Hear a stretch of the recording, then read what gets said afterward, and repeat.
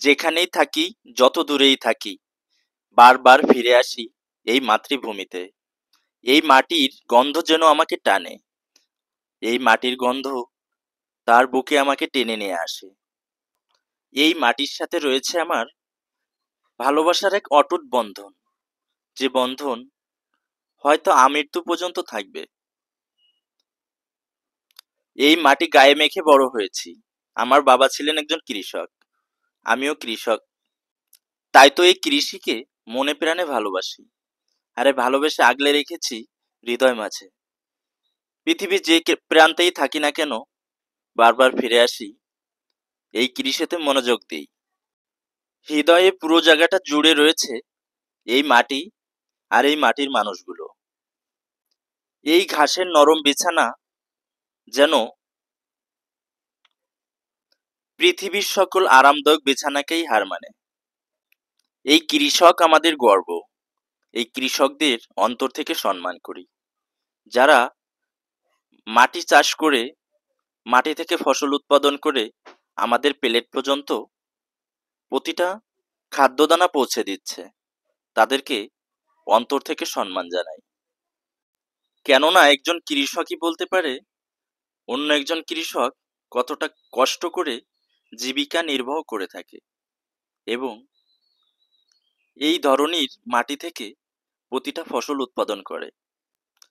আমাদের বাড়ি একসময় পাখপাখালি, হাঁস মুরগি, কবুতর এবং বিভিন্ন গরু ছাগল, গবাদি পশু দিয়ে পরিপূর্ণ ছিল।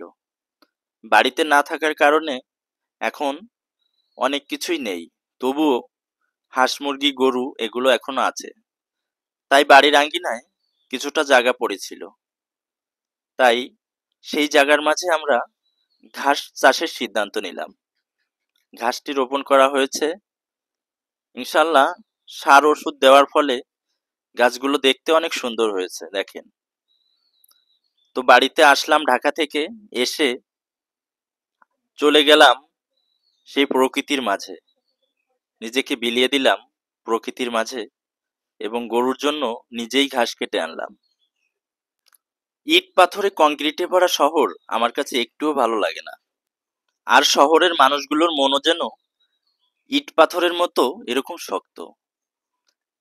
পছন্দ আমার গ্রামের সাদাসিধে মানুষগুলো, যারা নিজের জমিতে ফসল চাষ করে একদম অর্গানিক এবং ভেজাল মুক্ত খাদ্য উৎপাদন করে থাকে। সেই খাদ্যটাই যখন শহরে বাজারজাত করা হয়, বিভিন্ন অসাধু ব্যবসায়ীরা এই ফসলগুলোর মাঝে বিভিন্ন কেমিক্যাল ইউজ করে থাকে।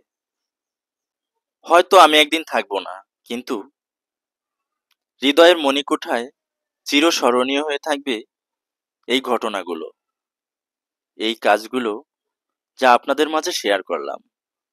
সবার একান্ত ভালোবাসা এবং অনুপ্রেরণায় জীবন গড়তে চাই। আল্লাহ হাফেজ।